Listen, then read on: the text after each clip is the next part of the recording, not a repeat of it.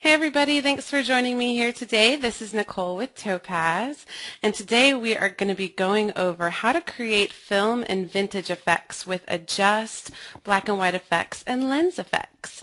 Now let's go ahead and talk about film and vintage effects. Film and vintage effects have become increasingly popular, especially with professional photographers these days, getting those stylized looks that were popular in previous years, in previous formats.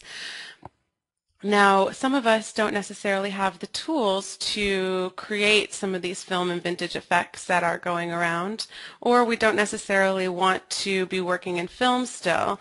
So it is easier than ever with Adjust, black and white effects, and lens effects to create different types of film and vintage effects, and that's what we're going to be covering today. It's easier than ever with these three programs because usually any look that you're after, you're going to find a preset for. So we're going to be looking at all three of the programs, and we're going to be usually starting off with a preset for these particular effects, and then looking at what is really going on behind that preset and how you can go into the adjustments further and really make it your own to fit your image. We're also going to be talking about what kind of effects we can apply and a little bit further information into those. So let's go ahead and hop on into some before and after images to start off with, and I'll tell you what was applied to each of these images.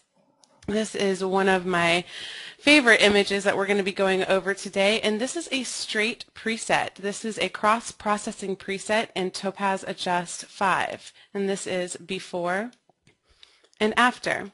We'll talk a little bit more about cross-processing here in just a few. Let me start off over here.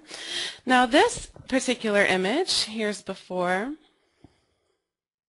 and after, is also using Adjust 5, and it's using the Tungsten film and daylight preset, and that really adds a lot of mood to your imagery. It doesn't work on all images, but the ones that it does, it can really be beautiful. This particular Tungsten film and daylight preset adds a lot of blue and a lot of little moodiness to your image. Here's before for this image, and this is also using Adjust 5.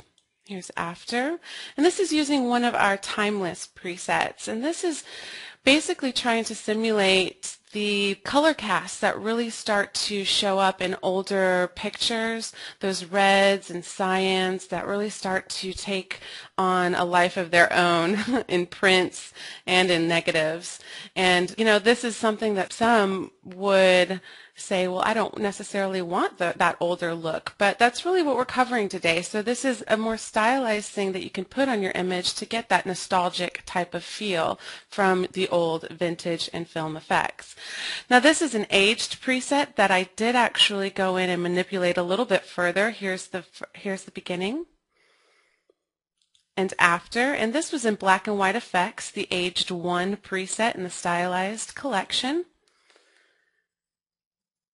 This particular image, here's before, utilizes the Memories 1 preset in lens effects. In lens effects, we're going to be covering a lot of the presets within the toy camera effects and then some other presets as well. But I really love that collection to get some really unique film effects. Here's before and after. This is using Topaz Adjust 5, the vintage effect within Topaz Adjust Film Collection. Here's before, here's after. Now this is a pretty strong preset. This isn't necessarily something that you might find in a film or vintage effect. It goes a little bit more to the stylized area, but you can definitely take it down a notch or keep it up to this more stylized look.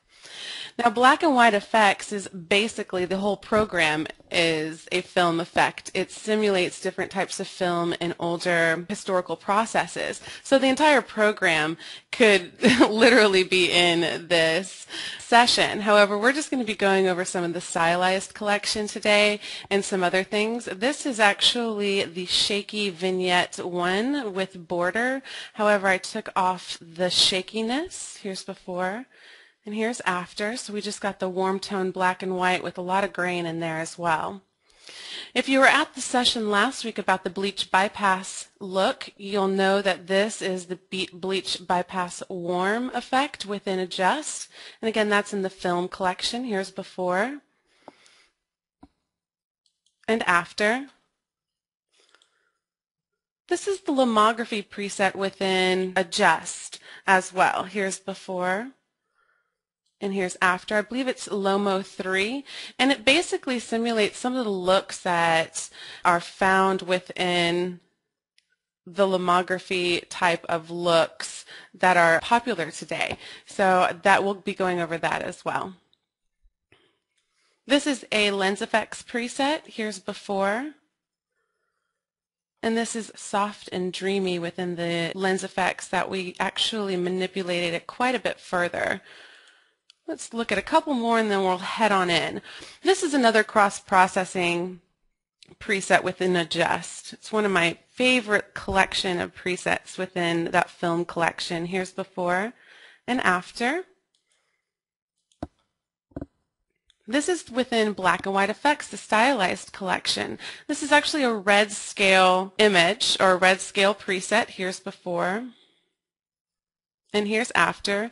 Now, red scale usually will have a red or yellow, orange type of strong tone coming through, such as this, which is the traditional red scale. Here's before and here's after. However, that green that you saw in the previous image, where did it go? There we are. You can achieve this with certain types of film today by putting your settings on your camera and your ISO settings a little bit differently, so you can achieve this more green and red tones as well.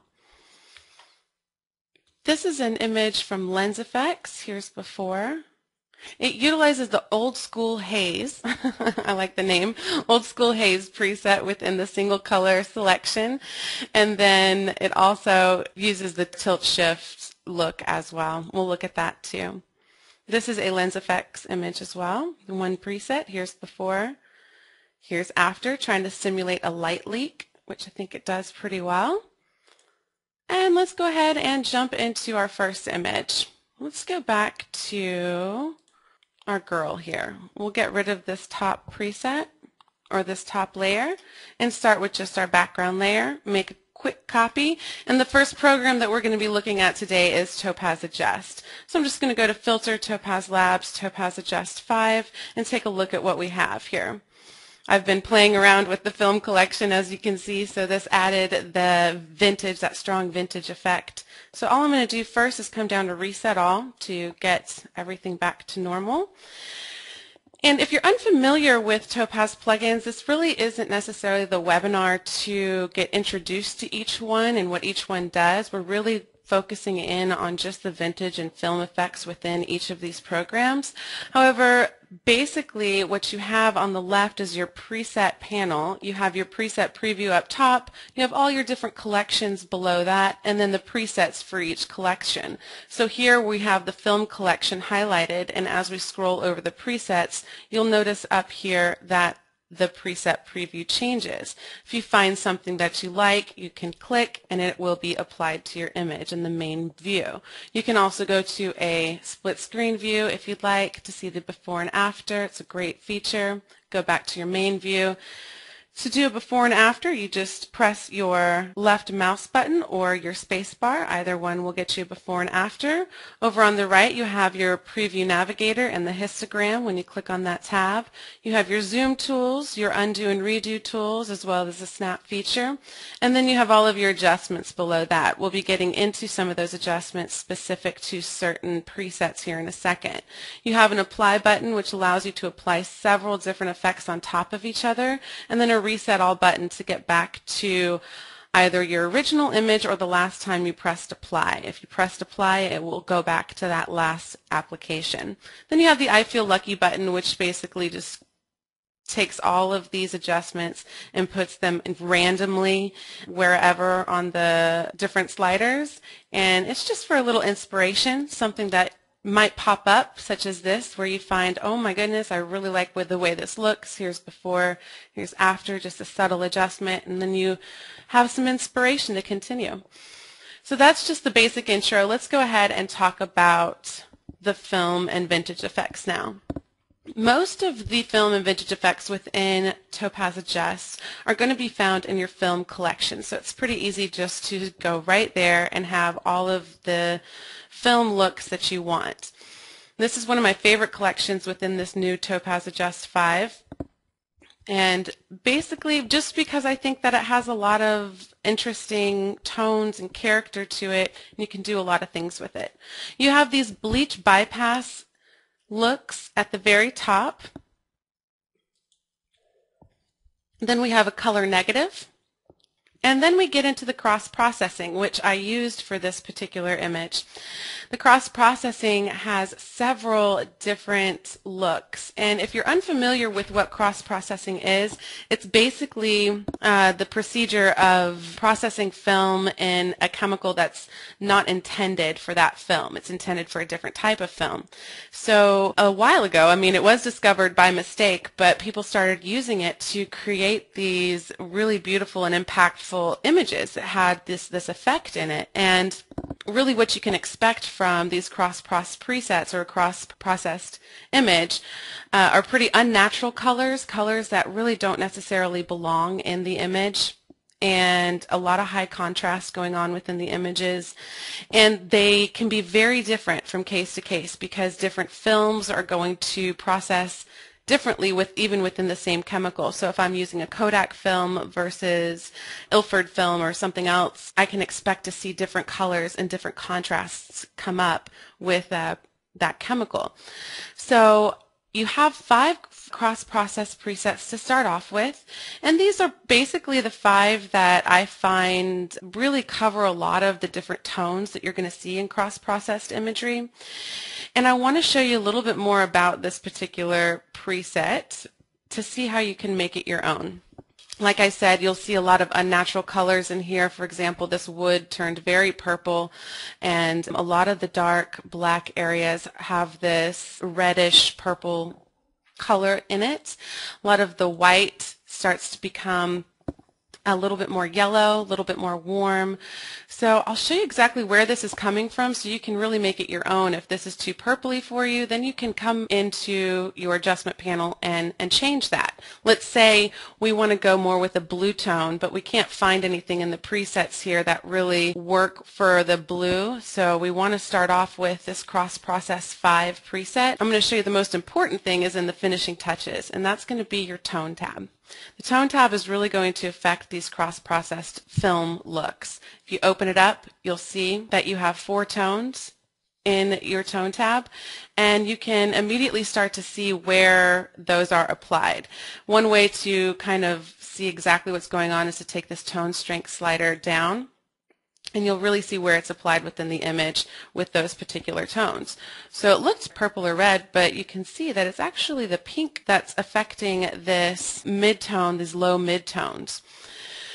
Let me tell you a little bit more quickly about these tone sliders. Basically, it's a quad tone technology. You have 4 tones that you can apply into your image, and you can apply them into different areas of tone on your image.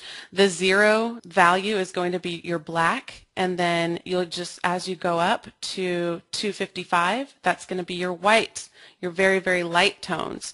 So you can come in here and you can really change this around. These 2 in the middle, they're color 2 and color 3, are going to be your mid-tones. So you can change this around and really make it your own. If you want to have a lot of your mid-tones stretched between this yellow and this purple, which we did for the original, this is the effect that you're going to get. Now let's say you just want to change that pink color. All you do is you click on the pink, and the select color will come up. And let's say we wanted a little bit more blue, right? So I'm going to go to kind of a softer blue and see what happens. I'm going to say OK. All right, so that definitely gave us some blue in our area, but it also didn't give me exactly what I wanted, so I can quickly come in here, get a little bit stronger of a blue, say OK, and now I have a much more blue tone in those darker mid-tones. So that's really how the cross process works. You can go in and change other things within it, the grain, the warmth, whether or not you want a vignette. And then you can go up into your global adjustments where I've set defaults for the adaptive exposure, the details, and the color. You can see how that's really affecting the image too when you click these check boxes on and off. And if you want to change the contrast or anything within this particular preset, all you need to do is open up that adaptive exposure and work with your adaptive exposure and regions to really make this preset your own. And then for those of you who are unfamiliar with Topaz products, you can save your presets. Over here on the bottom left, you're able to save, delete, import, and export to share. But the save and delete is the most important to me, actually just the save. I tend not to delete many of my presets. But when you press save, you can save this as cross-process number 6. You can save it within the film collection by unchecking the save in my collection. But if you do not uncheck this, it will save in your My Collection under your presets, so you know you can always go back to that.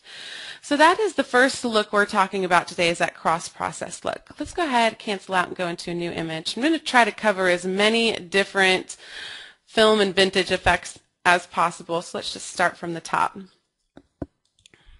All right, so this particular image uses the Tungsten Film in Daylight presets. Let me go back to the open so we get back to our original image. And I wanted to just create a little bit of a nostalgic feel to this image and a little bit of moodiness. So I thought the film collection would be a great place to start. And this is an Adjust 5 again. All right, so what we just worked on was applied to this image, which doesn't look half bad, actually. I kind of like it. But I'm going to say reset all and try to use the one we were talking about before. All right, so we have Tungsten Film in Daylight, but we also have Daylight Film in Tungsten. Basically, these two presets are simulating the actual looks that you might achieve when you're using Daylight Film in Tungsten Light, which will give you very, very warm, overly warm, unnaturally warm type of feel. So that is what's happening here, and it looks amazing on some images. On some, it just doesn't work. All of these are very stylized looks that great on some images, and some they just don't. Then we have the Tungsten Film in Daylight, which gives you, it simulates tungsten film actually being shot in the daylight as opposed to under tungsten light.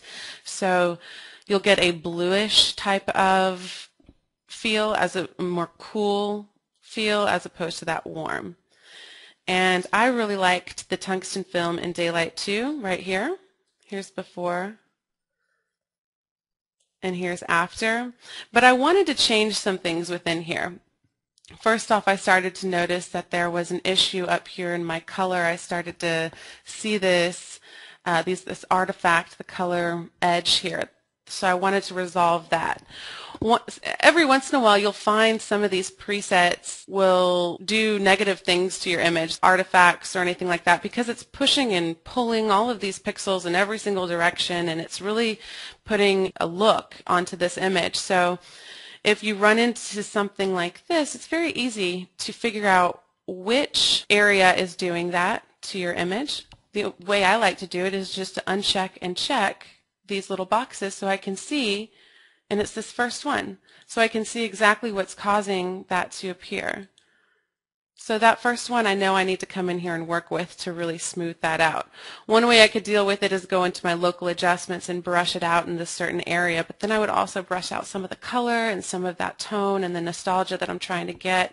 So I'd rather just come into my adaptive exposure and work with this. One of the issues is the contrast and brightness, so I'm going to take down that contrast and brightness just a little, see if that resolves it. Not altogether. The adaptive exposure is set at 0.3, which isn't very high, but my regions are at 1, which means I'm causing a lot of contrast in my entire image. As I come up with my regions, it's going to be more localized, and it's going to look at the image in different sections as opposed to one whole section, and it's going to kind of balance everything out. And I could tell right away as I take my regions up, just to about 6. It really doesn't change too much in the image. It's resolved that little issue, and now here's before and after.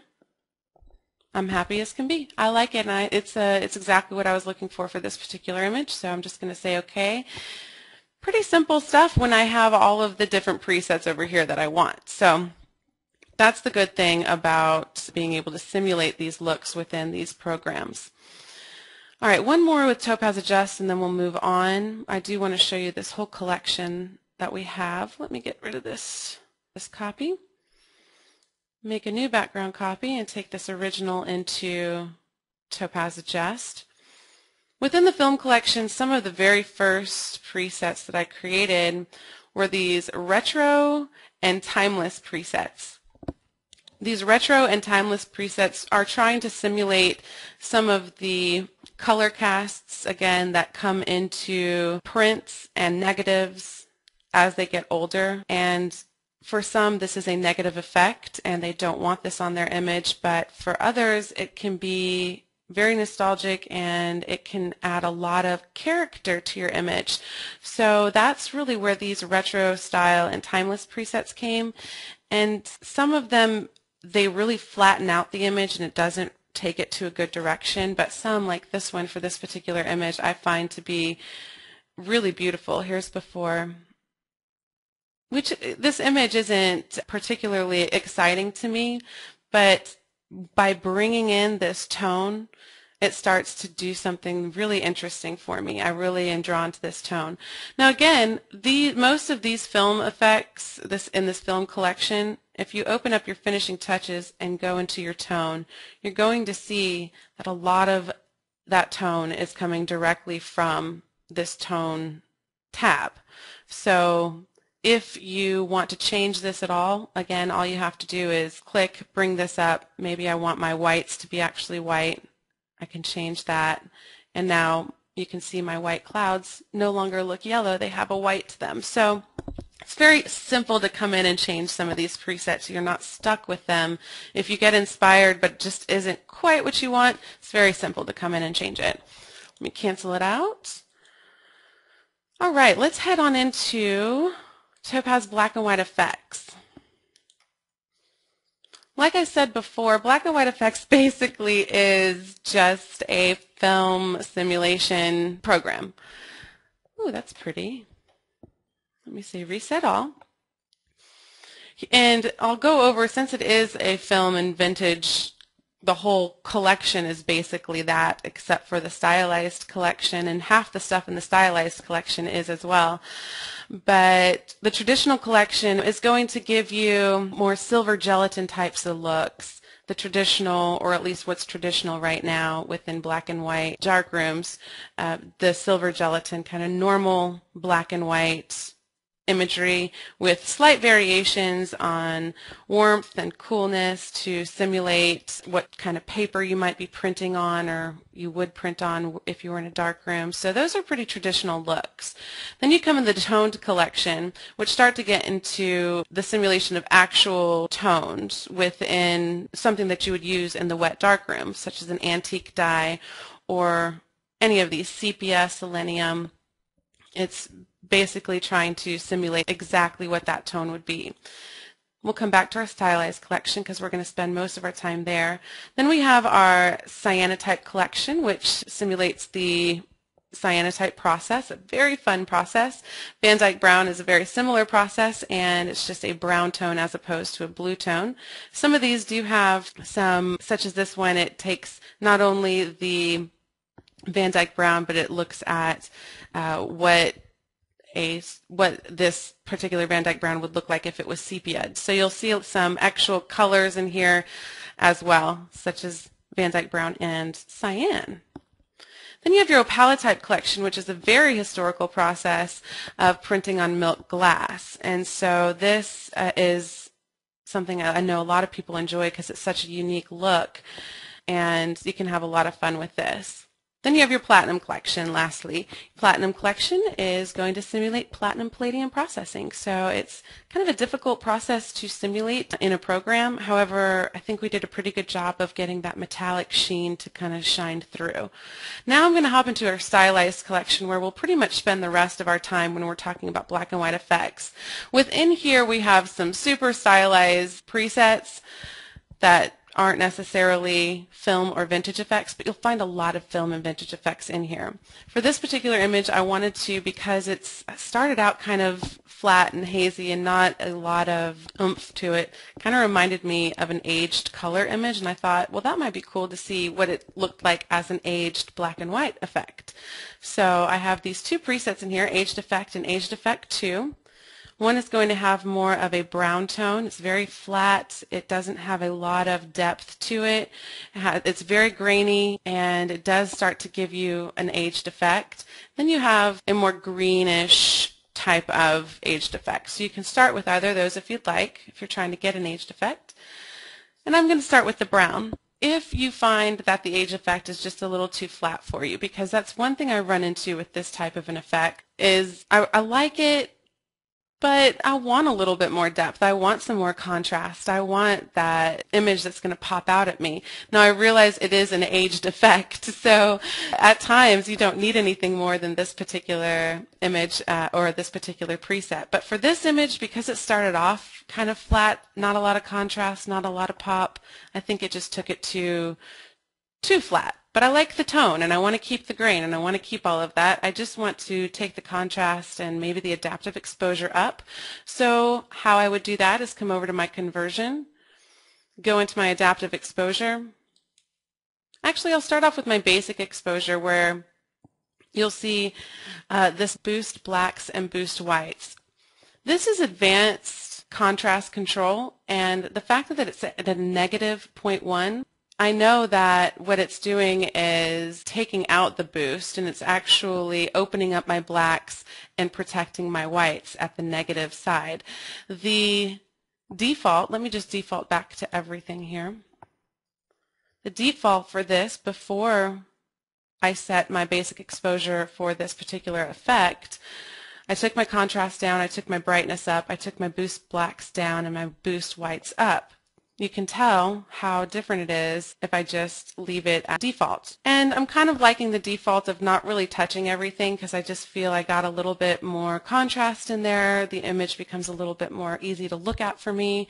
And lastly, I'm just going to go into my adaptive exposure. I want to add a little bit more detail and, again, just a little bit more contrast and oomph. And I know that I can do that with my adaptive exposure. If I just take this up a little bit, I'll start to see some things happening that I like. And then if I take my process details independently and take that checkbox off, I'll see some details return to everything. Let me show you that one more time. Here's before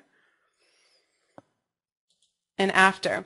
This process details independently, if you've attended my sessions before on black and white effects or adjust, is one of my favorite tools within these programs, because as you take your detail up along with your adaptive exposure and your regions, you'll start to see a lot of grunge happening. And sometimes you want the tonal contrast, and you really want that exposure control, and you want to see all this popping of your color and detail, but you don't want the grunge effect. Well, this process details independently will immediately smooth out your image and just kind of take those details down a notch, and it separates them from the adaptive exposure. By default, they are attached. So as you take your adaptive exposure up, even though your details might remain the same, it is still affecting your details and giving them a lot of contrast edges to get that kind of grungy effect. So to get rid of that, you can click the process details independently. Now I want to actually add details back in, so I notice that within this preset it's checked. So again, I'm just going to uncheck, get a little bit more detail pop, and I'm much happier with this. So that is how you can easily get an aged effect. And if this is not the type of tone you want, again, in the finishing touches, you can come in, and there's now a quad tone tab as opposed to just a tone. You can open that up, and you'll see the exact same type of menu with your 4 different tones and where they're placed on the different tonal regions within your image. So pretty simple once you get the idea of what this tone really does for your images and how it really is utilized by a lot of these film and vintage presets. You can really come in and make these film and vintage looks your own. So let me cancel out of there. All right, so we have this image now. Let's take this guy in. Here's before and after. All right, now this is actually using Lens Effects. Lens Effects is a virtual camera lens and filter bag all within this one program. So if you look at the effects over here, you have a ton of different effects. It's not really broken down into collections. It's broken down into separate effects. Here you have different ways to selectively focus in your image. And we have tons of that. We have tons of different filters such as graduated neutral density, polarization, streak, UV haze, warmth, some different lenses that you might want to use, a fisheye lens, creative blur, which gives some awesome lens baby type of looks to it. Today we're going to only look at the toy camera effect, the tilt shift, camera effect, and then the single tone filter effect. Okay, so the toy camera effect has some amazing presets down here. Now you'll notice a lot of them are soft. Here's as we scroll through them. This is because there was a camera shake added to the preset, which can easily be taken out. Now the reason a lot of these have a pretty obvious color toning going on, this is because a lot of the toy cameras that are coming out today have the ability to put flashes on. It's not just a clear flash, you can put color flashes in there, so you can start to get some really colorful effects. If you do not like those effects, you can easily take them out, and I'll show you how.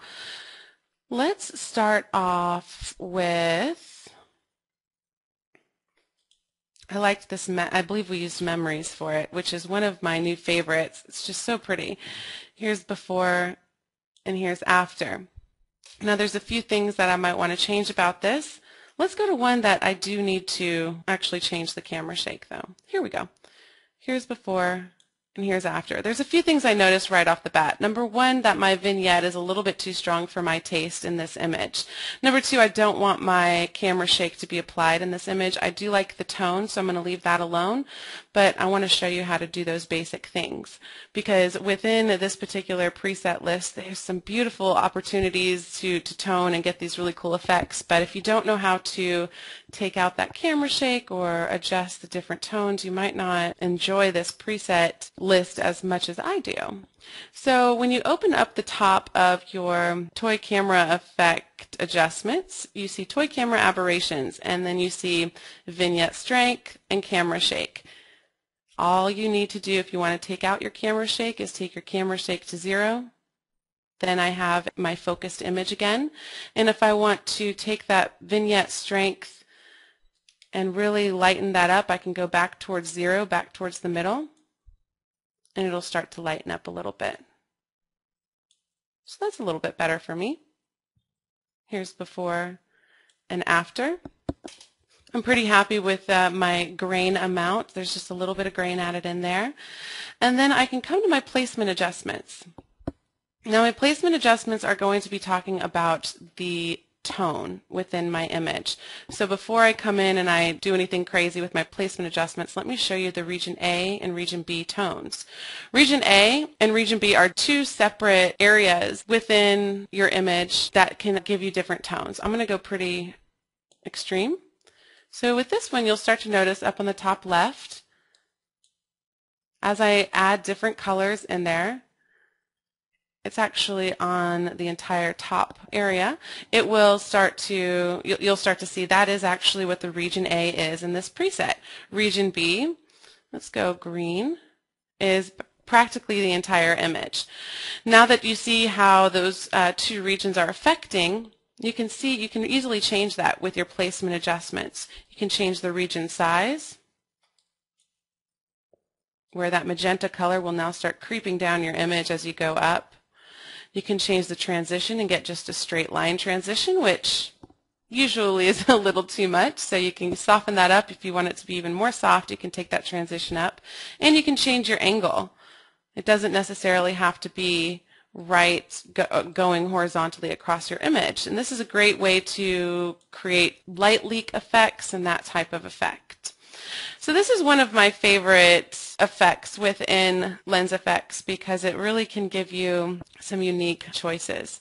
But I really like that Memories preset for this one. Here's before, Here's after. I don't really feel like I need to do anything, so I'm just going to say okay and be done with it. And it's that quick. All right, this is a more stylized effect. Here's before, here's after. This goes a little bit further than what you might get on even with vintage film and vintage effects. It might not be this extreme or this stylized. So I want to kind of go over that and show you how this was created. I'm going to go back to my background image, get a background copy. Go to filter, and this is actually in Adjust 5. Ooh, that timeless preset looks crazy on this tree. Okay, I'll go back to reset all. And down at the bottom is where you start to see Vintage Grunge 1, 2, 3, and 4. Basically, Vintage Grunge 1 and 4 are the same tone. It's just a different color. It's just a white as opposed to black vignette. Vintage 2 and Vintage 3 are the same tone as well, just a different vignette. So you can easily come in here and immediately apply this effect to your image. There's a few things to know about some of the things going on here. Number one is your grain. This image in here looks really grainy and really big chunky grain, but it's not viewing correctly in this. With certain things going on in Adjust, such as diffusion and your grain, though, you need to look at 1-to-1 because it's very different than that really, really chunky grain that you're seeing in the view. So this is still really chunky grain and it's still really, really obvious grain, but it's just not as big as it looks in that fit view because that's at 25%. So that's one thing to know. So you can come in here, and if you do want to have grain that looks like this on this image, you could look at it 1-to-1 and take that grain size up to really large, and then you'll start to have some really chunkiness going on. All right, let's go back to the fit view. I'm going to take that grain size back down. All right. So a couple things about this particular preset. Number one is the grain. If you want to take that down, you can open this up. You can bring in some color grain if you'd like for color imagery. Now that tends to look like noise, so a lot of people would prefer not to bring in color grain, but it is there if you'd like, or you can make it completely black and white grain. You can change the grain contrast, which is going to be really important in getting that really heavy, chunky grain versus a much more lighter, smooth grain. And then your grain size as well. So you can have small grain and still have a lot of contrast, or you can have really large grain and have a lot of contrast or no contrast. All right, so that is one thing to know about this particular preset. The other is the vignette. This is a look that is very stylized for some images, and sometimes you just want the effect as opposed to the entire thing. You can just take that vignette off by unchecking, or you can come in and work with your vignette strength and take that down if you want to open up those edges and just have them fall off a little bit. Or you can take it the other direction as well, just a little. But you don't have to have it so strong if you don't want to. I've had a couple people ask me, how do I get rid of that really heavy vignette? And it's very simple. Just this vignette strength slider will allow you to open up that vignette or darken it just a little. And let's say you don't want that transition, that really strong transition. Again, vignette transition, just take that on up and work with all of these different sliders to get the effect that you want. All right, let's move on. I'm going to take a look through the other images and see if there's any other. I know there are a couple I do definitely want to show you. So let's see here. Let's take a look at this image here. This will go back into lens effects, and I'll show you a couple things that are going on here. Okay, here is our original background layer, and just making a copy and going back into lens effects.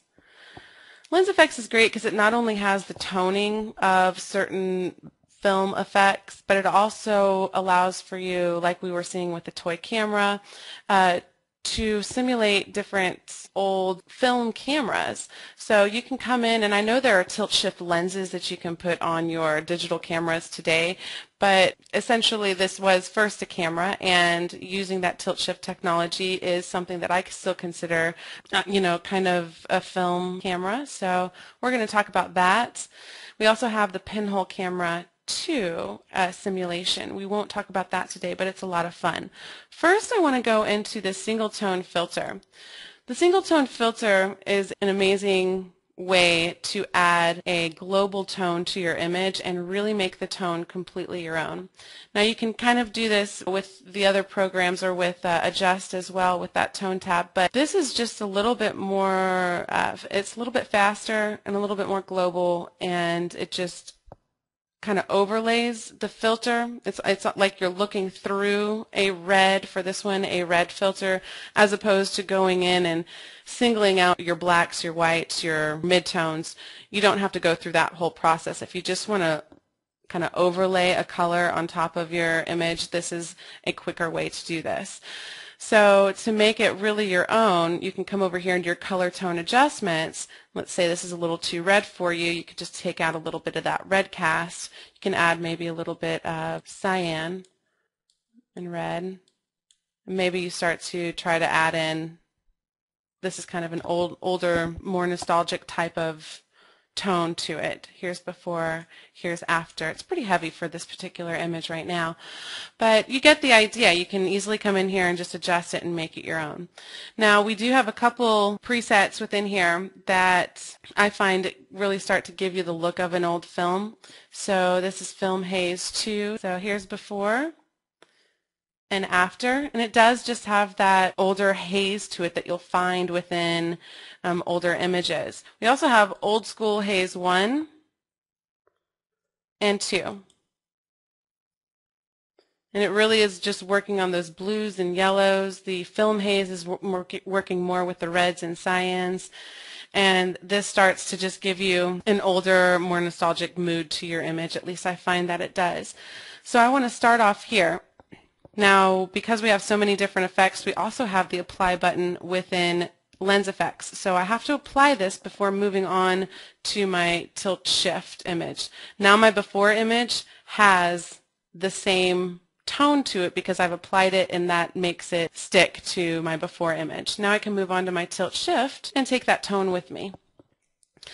All right, so I just want to do a quick tilt shift effect where my focal plane is that my family right here on the rock, and I can go horizontal band lower half and see how that looks starting off.